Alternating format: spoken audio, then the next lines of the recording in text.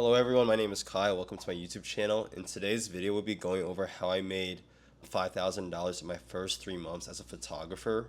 So I mainly did grad photography and event photography. I would say graduation photos constituted about 90% of the income, while event photography was on the lower end. So a little bit about me. My name is Kai. I'm currently an amateur photographer. I've only started doing paid work 3 months ago in March 2025. I just graduated from college, and most of my photo gigs are from college graduation photos as well as events on campus. So that could be like fraternity events, it could be other events for clubs, stuff like that. So in today's video, we'll be going over my tips and strategies on how to get started as a photographer. Like, I really had to navigate this with pretty much no portfolio or experience um, in portrait photography, so it was quite difficult for me. But as soon as I got the ball rolling, things started, I think, just happening for me, and I was able to do a lot of photo gigs.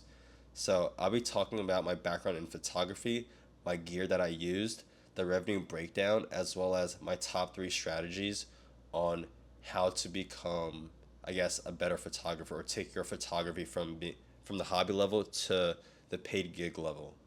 Okay, cool. So here is my background in photography. I've gotten into photography only in freshman year of college, so about 4 years ago, and since then I've only did nature photography, landscape photography, stuff that I did for my own personal fun. But 3 months ago, started doing paid photo gigs, and that's been going pretty well, I'd say.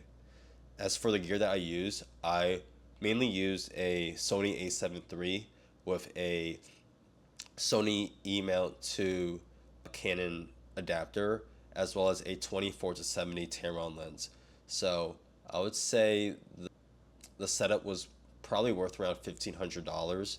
It's, I would say, on the lower medium level of photography, and just recently I have upgraded to the Canon R5, which is on the much higher end professional end of photography.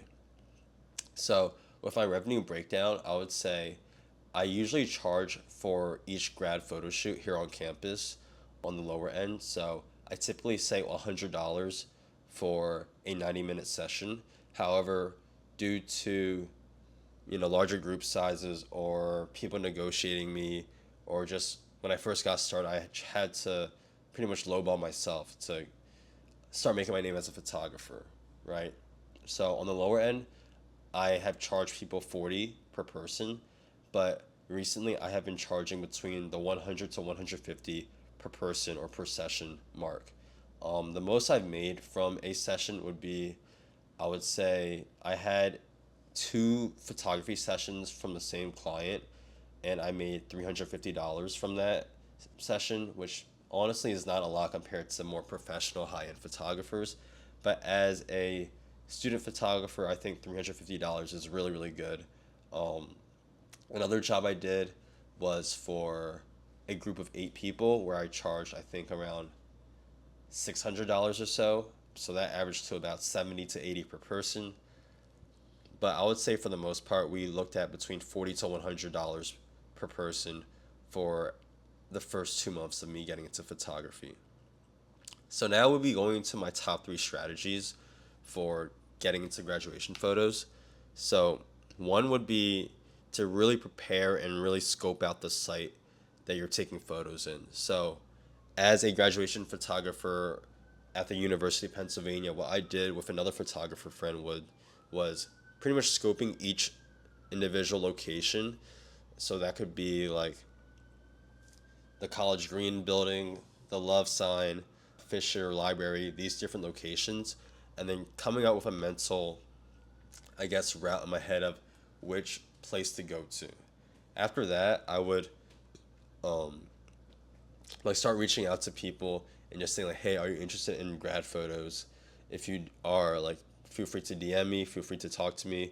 Let's figure something out, right? Other photographers would use Calendly, but I like to keep everything scheduled on my own personal calendar, and it honestly depends on, like, I guess, Do you want to be very personal about it and just go back and forth in an SMS text message, or do you want to keep it more streamlined where you're able to use software like Calendly or I guess other ways of scheduling things to make things easier? Um, yeah. And my second strategy would be market yourself a lot. So what I like to do was whenever I took someone's grad photos, I would pretty much repost those photos onto my Instagram story or onto my social media channels, such that other people who are in my, followers group or are following the other person would see those photos. And if you are able to deliver a superior or stellar photo quality, people will take notice. So what happened was I did like one shoot here, one shoot there, but then like as soon as I got those photos out, I would tag the people in those photos in my Instagram story of each photo, and then they would repost it onto their social media channels. And this would start sort of like a networking word of mouth effect where people would be like, hey, like Kai is taking grad photos and they look pretty good. Like maybe I should reach out to him. And what ended up happening was people started flooding my DMs with requests for grad photos, and I would then start booking grad photos, once a day, twice a day. Sometimes I would have 5 grad shoots in a day. So definitely really rely on your word of mouth marketing and through social media marketing as well, right? And then I would say the third strategy would be really focus on customer satisfaction and customer experience. Like you want, your customer to be really happy with the whole photography grad shoot experience as well as the actual photos themselves. Because when one person is satisfied with your work, they will talk very good about you. And who knows, like that can get 3 more clients in the future, or 1 client the next day, or maybe 1 client the next year. People will always ask each other, hey, like who did you get your grad photos from? And if they say, hey, I had a really good experience with Kai, I think you should really reach out to him, then you know that you did a very good job. So but the one caveat is like sometimes shoots do go over, let's say, the 90-minute or 60-minute session allotted. And I think I was maybe a bit too generous with my time. So some shoots went on for 2 hours, 3 hours long, while I would also edit over 25 photos, 100 photos, 50 photos from each shoot, even 1,000 photos from a shoot, just because I really valued my customer and I really wanted to give them a superior photography experience. So do know your balance in how much you want to allot your effort to those photos and allotting effort to like other things in life, like relaxing, working out, working on your photography hustle in other areas, right? And if you have any questions, feel free to ask me for anything photography related. I literally started off doing these photos with zero portfolio, zero experience. My background was only in nature photography, but I think I became a pretty successful photographer in the past 3 months. I made $5,000, which honestly is not a lot. Like there's definitely a lot of room for improvement.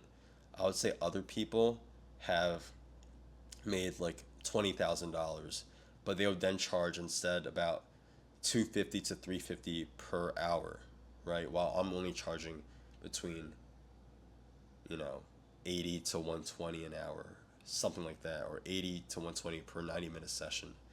So, yeah, I think for me, one of my biggest goals would be to keep on grinding, keep on making more money, and then for next year, I will come back to Penn campus, do some grad photos, really get my marketing done well, have my own portfolio ready to go, and maybe charge in the 150 to 200 mark. Um, I think, yeah, like I'm very excited with how photography will, I guess, I don't know, occur later in the future for me. I'll be going to Nepal. I'll be doing adventure photography there, and yeah, I'm just really excited with how far I take this. So, yeah, stay tuned. Thank you for watching, and yeah, that's my quick little life update.